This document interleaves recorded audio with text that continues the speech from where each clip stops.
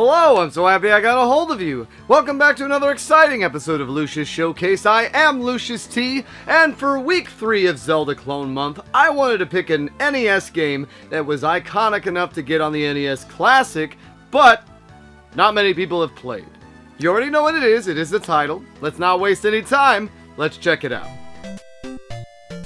StarTropics is one of those games you always hear about in people's collections, yet you never really hear much about it. It probably gets the least amount of love for any of Nintendo's early IPs, which is surprising seeing as how it had not only one, but 2 games on the NES. Its main character isn't even a playable character in Smash after all. So what's up with this? Now, over the years I've heard this game is underrated, overlooked, a hidden gem, and of course everybody knows about the early piracy control that came packaged with the game. A certain letter needs to be dipped in water. So let's see, is this game as good as I've heard? Let's dive in. There's a lot of games out there, some of which you've never even heard of. That's where I come in. I'm Lucious T. I've been playing games since the age of 2, and I have no life. This is retroactive. StarTropics is a true-to-form action-adventure game. You adventure in the overworld solving minor puzzles and mazes, then you action through various dungeons in a top-down Zelda way. Now the game asks you to name your profile, but you always play as Mike, whose uncle gets himself kidnapped, and it's up to you to rescue him. Now the overworld is a pretty relaxing experience. You can talk to NPCs and find hidden pathways leading to extra health or your next objective. This is a heavily scripted section requiring you to execute a task or talk to the right NPC before you can progress. In one town, I was told to stay away, then told to come in. I have no idea what I did, but whatever. Now you can even trip yourself up with this. In Chapter 5, a parrot needs a worm to give you a clue. If you go back and get the worm again, the clue won't work until you give the parrot the worm again. A minor complaint, as you get to live out big in real life, but still, be warned. Now the lion's share of this game takes place in the action stages, dungeons and mini-dungeons that usually end in a boss fight. In an interesting design choice, your movement feels as if you are walking on grids rather than free-flow movement. Your character cannot move diagonally. Now you can attack and jump. Your main weapon is a yo-yo that will upgrade to a range attack the more health you get throughout the game. Now you can find other weapons in the dungeons like bats and shurikens, but if you die or exit the dungeon, they all disappear. There are also secondary items that are activated from the pause screen. You can freeze water, reveal ghosts, or light rooms with some of these. Now most of the optional attack weapons are pretty garbage, especially the bat. The lone exception is the shuriken, which can be launched and then split apart with a second button tap. This is crucial for finishing the dungeon in Chapter 6, as it feels impossible without it. Now the jump mechanic is also strange. It's a straight up and down jump with no forward movement, but you can change your facing mid-air. However, for jumping on squares, it will allow you to jump onto them, but you have to jump off said squares as well. This combined with the grid-like regular movements makes for a very stiff and disconcerting control scheme. There's also a slide phenomenon that can happen with the movement too. I actually rather enjoyed this as it made moving with precise timing matter. You can move your way through the dungeon a little quicker by leaning into certain turns and whatnot, but I can see how this would turn some people off.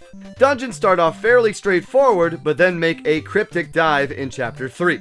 There are 8 chapters, by the way. The first 2 start off simply enough. Adventurer section, dungeon section, then adventure section resolves, then move on. Chapter 3 eschews this with multiple sections of adventure and dungeon, with the ghost dungeon being full of false exits and hidden pathways. This trains you for the rest of the game. Chapter 6 dungeon has a hidden path right at the beginning that leads to the actual dungeon. Otherwise, the main entrance is a dead end.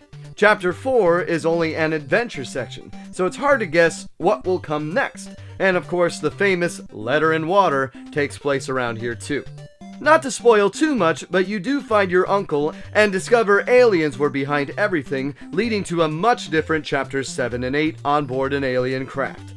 I had a love-hate thing going on for this game for a bit. It is full of trial and error, instant deaths, and the wonky controls lead to some accidental suicide jumps as well.